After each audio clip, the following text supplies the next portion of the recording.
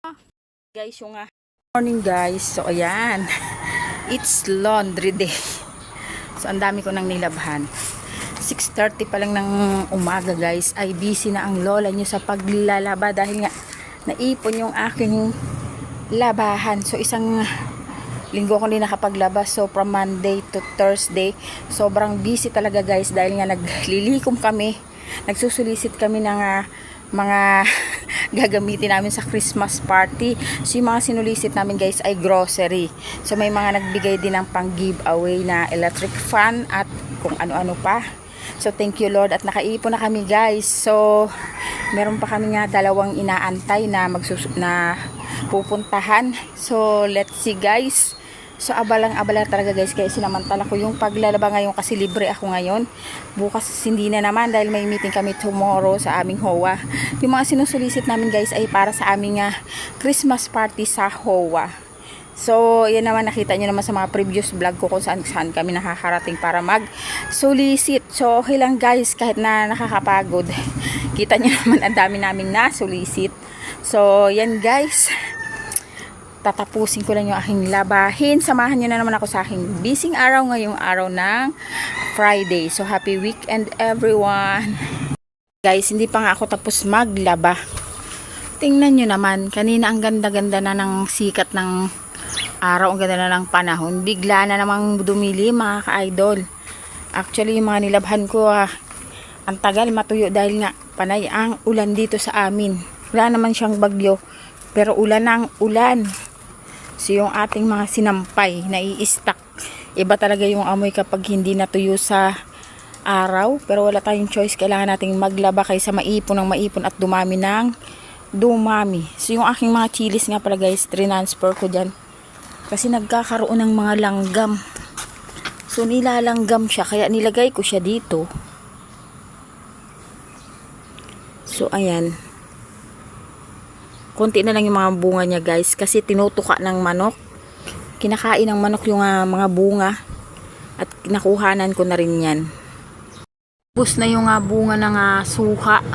So, nalalaglag na siya guys ng kusa. So yan, ilang peraso na lang yung natira pa dyan sa itaas mga idol. So ayan, sungkitin ko na lang yan para magamit namin sa New Year. Sa New Year at sa Pasko. So gawin nating pang display. Guys, yung aking mga chilis ay pinanik ko siya dito. Binalik ko siya kung saan siya nakalagay. At yun, may bago akong tanim dyan. Yung dalawa niyan, kinain na naman ang suso. Kaya yan, nilagay ko na siya dyan sa ibaba. Itinabi ko na dyan. Kasi kung hindi ko yan gagawin, uubusin niya ng mga suso guys. Yung suso talaga yung aking kalaban.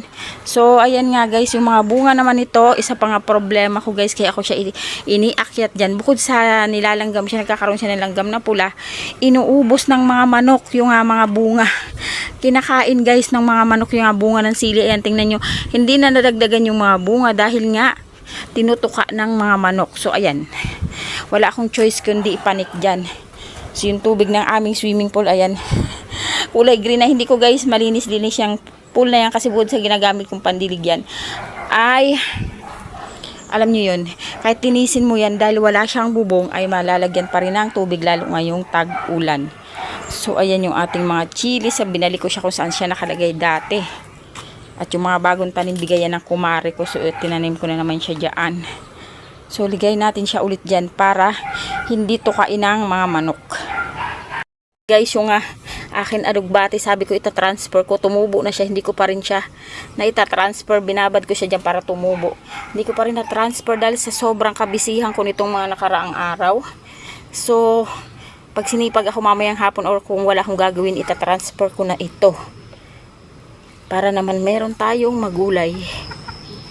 Mga ka-idol, tapos na akong maglaba. Actually, napakarami kong nilabhan at maraming salamat sa Panginoong Diyos dahil umaraw mga ka-idol. So, ayan, nakisama yung panahon. Ang dami ko talaga guys nilabhan. Actually, hanggang harapan ng bahay yan. Dahil nagkasabay-sabay at naipon yung aking labahin. Ayan, meron pa akong nilabhan dyan. So, sobrang dami talaga. Guys, update sa aking mga talong guys. So hindi ko maintindihan kung bakit nasisira yung kanilang mga dahon guys. Kung kailan na nagsisimula na sila mamulaklak, saka naman na nasisira yung kanilang mga dahon. So ayan guys, so may mga sumisibol na nabulaklak. Ang problema yung mga leaves nila nasisira mga kalola.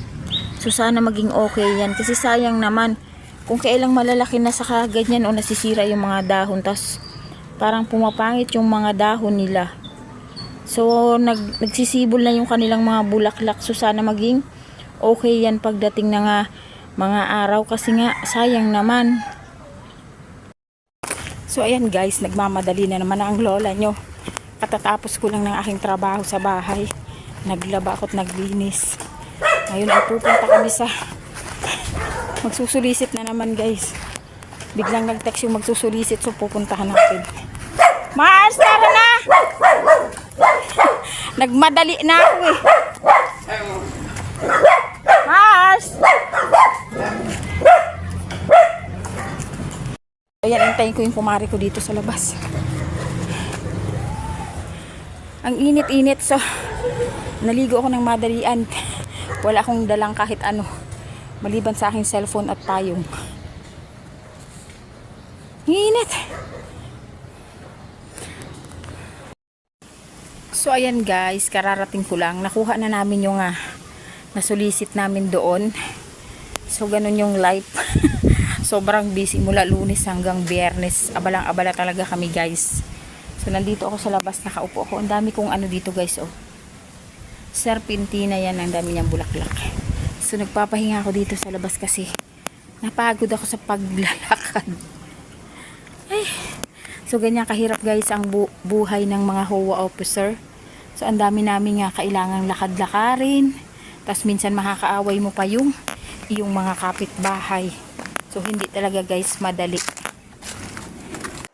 At dahil hapon na naman mga ka-idol ay atin nang lilikumin yung ating mga sinampay. So hindi siya guys natuyo lahat dahil medyo malamig ang panahon at kulimlim din. So ayan na yung mga tuyo ay aking sineseparate na at atin na yang liligpitin na hindi nakakalat. At yung mga medyo basa pa ay ating ihahanger doon sa may terrace para matuyo pa siya guys. So ayan, nagmamadali na nga ako dyan mga ka-idol. At heto nga't paalis ito nga mag-anak. Mamamasyal daw sila sa SM. So kararating lang kasi guys ng manugang ko galing ng Davao. Kaya ayan, ipapasyal niya yung kanyang mag-anak, although lagi namang namamasyal yung mga yan. Almost everyday ay nasa SM yung mga yan. So laking SM na yung mga batang yan mga ka-idol. So natutuwa naman ako kasi talagang pag family time is family time. At ito nga aking alaga ay maakyat pa dyan sa aming may gate. So at dyan nga niya guys napiling maglaro.